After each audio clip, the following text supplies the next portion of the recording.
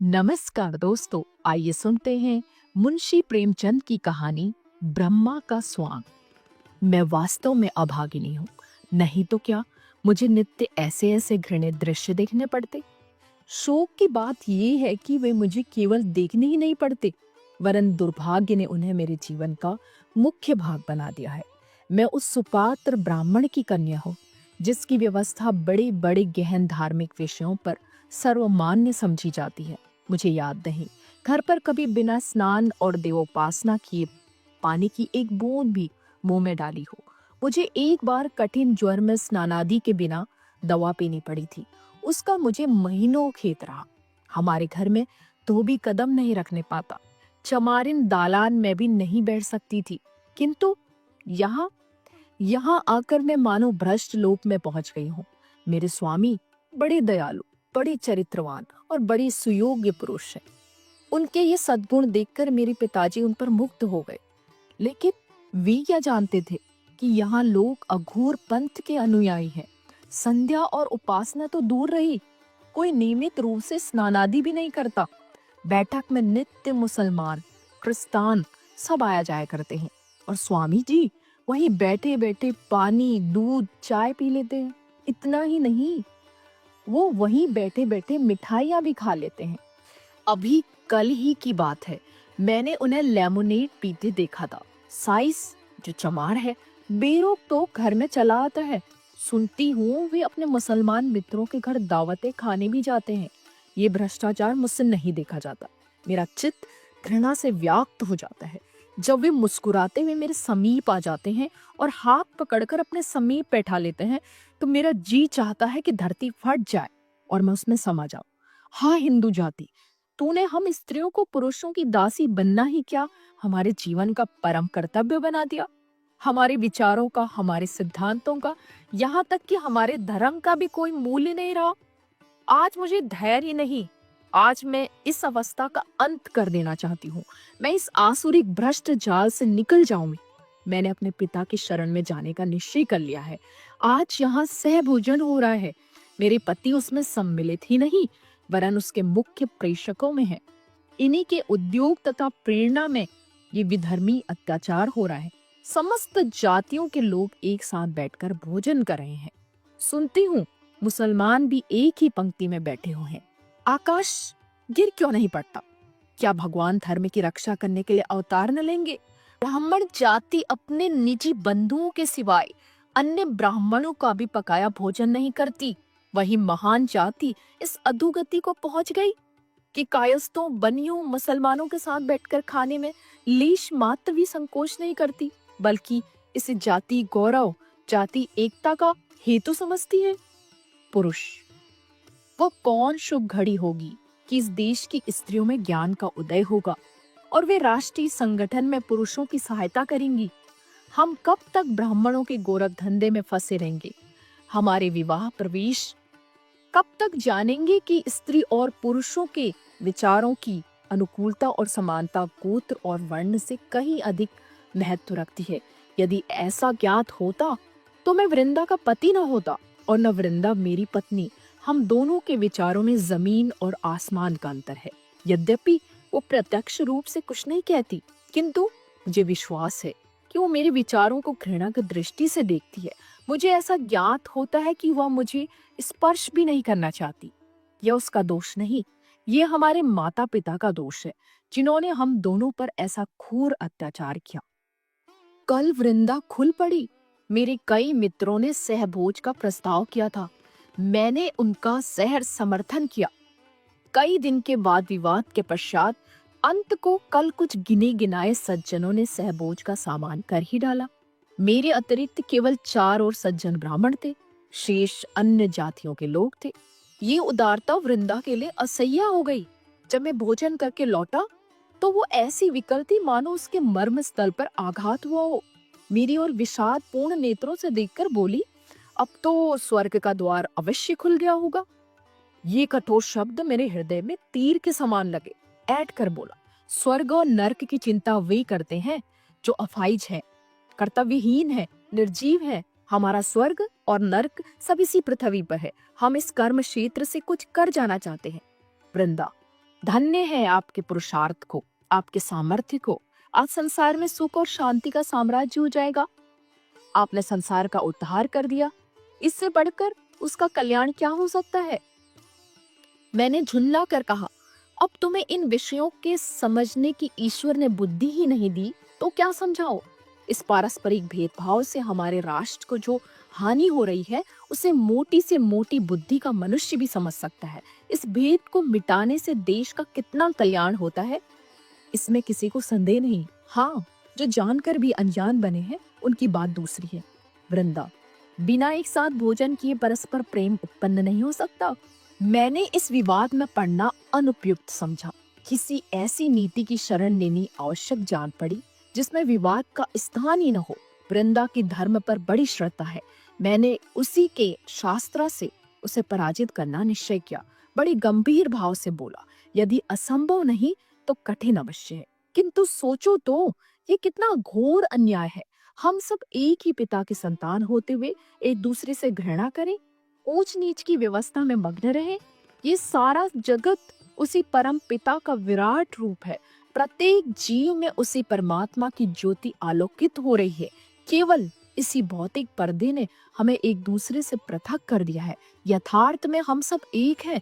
जिस प्रकार सूर्य का प्रकाश अलग अलग घरों में जाकर भिन्न नहीं हो जाता, उसी प्रकार ईश्वर की महान आत्मा पृथक पृथक जीवों में प्रविष्ट होकर विभिन्न नहीं होती। मेरी इस ज्ञान वर्षा ने वृंदा के शुष्क हृदय को तृप्त कर दिया। वो तन्मय होकर मेरी बात सुनती रही। जब मैं चुप हुआ तो उसने मुझे भक्ति भाव से देखा और रोने लगी। स्त्री, स्वामी के ज्ञानोपदेश ने मुझे सजग कर दिया। मैं अंधेरी कुएं में पड़ी थी। उस उपदेश ने मुझे उठाकर पर्वत की ज्योतिर्मय शिखर पर बैठा दिया। मैंने अपनी कुलीनता से, झूठे अभिमान से, अपने वर्ण की पवित्रता के गर्भ में कितनी आत्माओं का निरादर किया। परमपिता, मुझे क्षमा करो। मैंने अपने पूज्यपाद पति से इस अज्ञान के कारण जो अश्रद्धा प्रकट की, जो कठोर शब्द कहे हैं, उन्हें क्षमा करना। जब से मैंने ये अमृत वाणी सुनी है, मेरा हृदय अत्यंत कोमल हो गया है। नाना प्रकार की सदकल्पनाएं चित्त में उठती रहती हैं। कल धोबिन कपड़े लेकर आई थी। उसके सिर में बड़ा दर्द था। पहले मैं उसे इस दशा में देखकर कदाचित मौखिक संवेदना प्रकट करती अथवा मेहरी से उसे थोड़ा तेल दिलवा देती, पर कल मेरा चित्त विकल हो गया। मुझे प्रतीत हुआ मानो ये मेरी बहन है।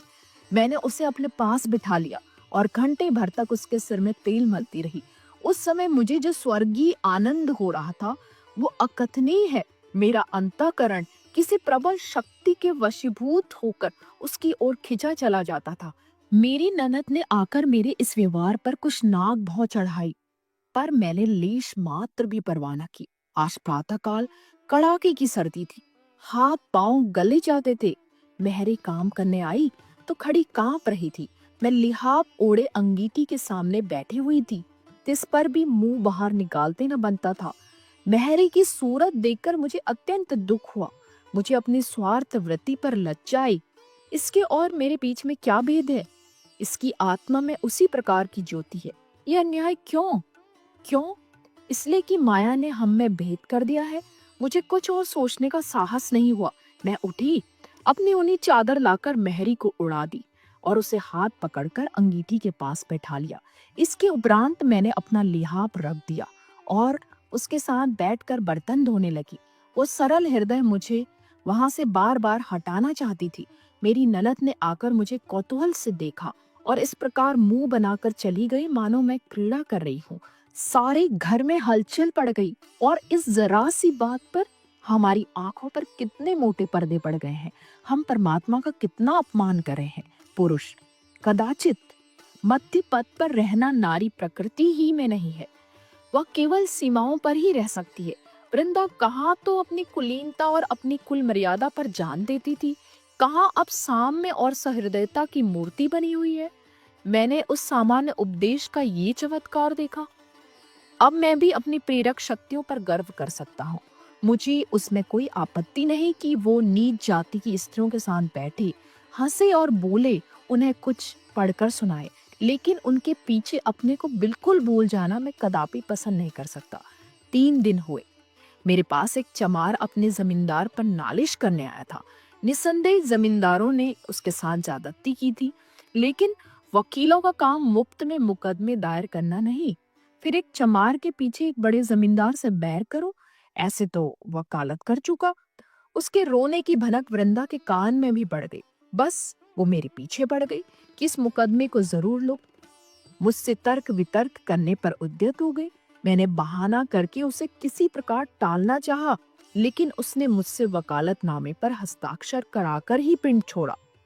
उसका परिणाम ये हुआ कि पिछले 3 दिन में मेरे यहाँ मुफ्तखोर मुवक्किलों का तांता लग रहा है और मुझे कई बार वृंदा से कठोर शब्दों में बातें करनी पड़ी। इसी से प्राचीन काल में व्यवस्थाकारों ने स्त्रियों को धार्मिक उपदेशों का पात्र नहीं समझा था। इनकी समझ में ये नहीं आता कि प्रत्येक सिद्धांत का व्यावहारिक रूप कुछ और ही होता है। हम सभी जानते हैं कि ईश्वर न्यायशील है, किंतु न्याय के पीछे अपनी परिस्थिति को कौन भूलता है। आत्मा की व्यापकता को यदि व्यवहार में लाया जाए तो आज संसार में साम्य का राज्य हो जाए, किंतु उसी भांति साम्य जैसे दर्शन का एक सिद्धांत ही रहा है और रहेगा, वैसे ही राजनीति भी एक अलभ्य वस्तु है और रहेगी। हम इन दोनों सिद्धांतों की मुक्त कंठ से प्रशंसा करेंगे, उन पर तर्क करेंगे, अपने पक्ष को सिद्ध करने में उनसे सहायता लेंगे, किंतु उनका उपयोग करना असंभव है। मुझे नहीं मालूम था कि वृंदा इतनी मोटी सी बात भी न समझेगी। वृंदा की बुद्धि दिनों दिन उल्टी होती जाती है। आज रसोई में सबके लिए एक ही प्रकार के भोजन बने। अब तक घर वालों के लिए महीन चावल पकते थे, तरकारियां घी में बनती थी, दूध मक्खन आदि दिया जाता था। नौकरों के लिए मोटा चावल, मटर की दाल और तेल की भाजियां बनती थी। बड़े बड़े रईसों के यहाँ भी यही प्रथा चली आती है।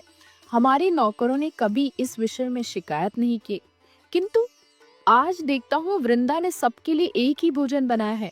मैं कुछ बोल न सका, भौचक्का हो गया। वृंदा सोचती होगी कि भोजन में भेद करना नौकरों पर अन्याय है। कैसा बच्चों का सा व्यवहार है, ना समझ। ये भेद सदा रहा है और रहेगा। मैं राष्ट्रीय ऐक्य का अनुरागी हूँ। समस्त शिक्षित समुदाय राष्ट्रीयता पर जान देता है, किंतु कोई स्वप्न में भी कल्पना नहीं करता कि हम मजदूरों या सेवावृत्तिधारियों को समता का स्थान देंगे। हम उनमें शिक्षा का प्रचार करना चाहते हैं, उनको दीन अवस्था से उठाना चाहते हैं। ये हवा संसार भर में फैली हुई है, पर इसका मर्म क्या है ये दिल में भी समझते हैं, चाहे कोई खोल कर न कहे। इसका अभिप्राय यही है कि हमारा राजनीतिक महत्व बढ़े, हमारा प्रबुद्ध उदय हो, हमारे राष्ट्रीय आंदोलन का प्रभाव अधिक हो। हमें ये कहने का अधिकार हो जाए कि हमारी ध्वनि केवल मुट्ठी भर शिक्षित वर्ग की ही नहीं, वरन समस्त जाति की संयुक्त ध्वनि है। पर वृंदा को ये रहस्य कौन समझावे? स्त्री, कल मेरे पति महाशय खुल पड़े, इसलिए मेरा चित्त खिन्न है। प्रभु, संसार में इतना दिखावा, इतनी स्वार्थंधता, हम इतने दीन घातक हैं। उनका उपदेश सुनकर मैं उन्हें देवतुल्य समझने लगी थी। आज मुझे ज्ञान हो गया कि जो लोग एक साथ 2 नाव पर बैठना जानते हैं, वे जाति के हितैषी कहलाते हैं। कल मेरी ननद की विदाई थी, वो ससुराल जा रही थी। बिरादरी की कितनी ही महिलाएं निमंत्रित थी। वे उत्तम उत्तम वस्त्राभूषण पहने कॉलोनों पर बैठी हुई थी। मैं उनका स्वागत कर रही थी। निदान मुझे द्वार के निकट कई स्त्रियां भूमि पर बैठी हुई दिखाई दी, जहां उन महिलाओं की जूतियां और स्लीपरें रखी हुई थी। वे बेचारियां भी विदाई देखने आई थी। मुझे उनका वहां बैठना अनुचित जान पड़ा। मैंने उन्हें भी लाकर कालीन पर बैठा दिया। इस पर महिलाओं में मटकियां होने लगी और थोड़ी देर में वे किसी न किसी बहाने से एक एक करके चली गई। मेरे पति महाशय ने जब ये समाचार सुना, वे बाहर से क्रोध में भरे हुए आए और आंखें लाल करके बोले कि तुम्हें क्या सूझी है? क्या हमारे मुंह में कालिक लगवाना चाहती हो? तुम्हें ईश्वर ने इतनी भी बुद्धि नहीं दी कि किसके साथ बैठना चाहिए? भले घर की महिलाओं के साथ नीच स्त्री को बैठा दिया। वे अपने मन में क्या कहती होंगी? तुमने मुझे मुंह दिखाने लायक नहीं रखा। छी छी छी। मैंने सरल भाव से कहा, इससे महिलाओं का तो क्या अपमान हुआ? आत्मा तो सबकी एक ही है। आभूषणों से आत्मा तो ऊंची नहीं हो जाती। पति महाशय ने होंठ चबाकर कहा, चुप भी रहे, बेसुरा राग अलापती रही हो। बस वही मुर्गी की एक टांग। आत्मा एक है, परमात्मा एक है। न कुछ जानो न कुछ बूझो, सारे शहर में नक्कू बना दिया। उस पर और बोलने को मरती हो। उन महिलाओं की आत्मा को कितना दुख हुआ। कुछ इस पर भी ध्यान दिया? मैं विस्मित होकर उनका मुंह ताकने लगी। आज प्रातःकाल उठी तो मैंने एक विचित्र दृश्य देखा। रात को मेहमानों की जूते, पत्तल, सकोरे, दोने आदि बाहर मैदान में फेंक दिए गए थे। 50 मनुष्य उन पत्तलों पर गिरे हुए उन्हें चाट रहे थे। हाँ, मनुष्य थे, वही मनुष्य जो परमात्मा के निस्वरूप हैं। कितने ही कुत्ते भी उन पत्तलों पर झपट रहे थे, पर वे कंगले कुत्तों को मार मार कर भगा देते थे। उनकी दशा कुत्तों से भी गई गुजरी थी। ये कौतुक देखकर मुझे रोमांच होने लगा। मेरी आंखों से अश्रुधारा बहने लगी। भगवान, ये भी हमारे भाई बहन हैं, हमारी आत्माएं हैं। उनकी ऐसी शोचनीय दीन दशा। मैंने तक्षण मेहरी को भेजकर उन मनुष्य को बुलाया और जितनी पूरी मिठाइयां मेहमानों के लिए रखी हुई थी, सब पत्तलों में रखकर उन्हें दे दी। मेहरी थर थर कांप रही थी। सरकार सुनेंगे तो मेरे सिर का बाल भी न छोड़ेंगे, लेकिन मैंने उसे ढांढस दिया। तब उसकी जान में जान आई। अभी ये बेचारे कंगले मिठाइयां खा ही रहे थे कि पति महाशय मुंह लाल किए हुए आए और अत्यंत कठोर स्वर में बोले, तुमने भंग तो नहीं खा ली? जब देखो एक न एक उपद्रव खड़ा कर देती हो। मेरी तो समझ में नहीं आता तुम्हें हो क्या गया है। ये मिठाइयां डोमों के लिए नहीं बनाई गई थी। इनमें घी, शक्कर, मैदा लगा था, जो आजकल मोतियों के मोल मिल रहा है। हलवाइयों को दूध के धोए रुपये मजदूरी के लिए दिए गए थे। तुमने उठाकर सब डोमड़ों को खिला दिया। अब मेहमानों को क्या खिलाया जाएगा? तुमने मेरी इज्जत बिगाड़ने का प्रण कर लिया है क्या? मैंने गंभीर भाव से कहा, आप व्यर्थ इतने क्रुद्ध होते हैं। आपकी जितनी मिठाइयां खिला दी हैं वो मैं मंगवा दूंगी। मुझसे ये नहीं देखा जाता कि कोई आदमी तो मिठाइयां खाए और कोई पत्तल चाटे। डोमड़े भी तो मनुष्य ही हैं, उनके चीऊ में भी तो उसी। स्वामी ने बात काटकर कहा, रहने भी दो, मरी तुम्हारी आत्मा। बस तुम्हारी ही रक्षा से आत्मा की रक्षा होगी। यदि ईश्वर की इच्छा होती कि प्राणी मात्र को समान सुख प्राप्त हो, तो उसे सबको एक दशा में रखने से किसने रोका था? वो ऊंच नीच का भेद होने ही क्यों देता है? जब उसकी आज्ञा के बिना एक पत्ता भी नहीं हिल सकता, तो इतनी महान सामाजिक व्यवस्था उसकी आज्ञा के बिना क्यों कर भंग हो सकती है? जब वह स्वयं सर्वव्यापी है, तो वो अपने ही को ऐसे ऐसे घृणोत्पादक अवस्थाओं में क्यों रखता है? जब तुम इन प्रश्नों का कोई उत्तर नहीं दे सकती, तो उचित है कि संसार की वर्तमान रीतियों के अनुसार चलो। इन बेसिर पैर की बातों में हंसी और निंदा के सिवा और कुछ लाभ नहीं। मेरे चित्त की क्या दशा हुई, वर्णन नहीं कर सकती। मैं अवाक रह गई। हा स्वार्थ, हा मायांधकार, हम ब्रह्मा का ही स्वांग बनाते हैं। उसी क्षण से पति श्रद्धा, पति भक्ति का भाव मेरे हृदय से लुप्त हो गया। ये घर मुझे अब कारागार लगता है, किंतु मैं निराश नहीं हूँ। मुझे विश्वास है कि जल्दी या देर ब्रह्मा ज्योति यहाँ अवश्य चमकेगी और वो इस संसार को नष्ट कर देगी।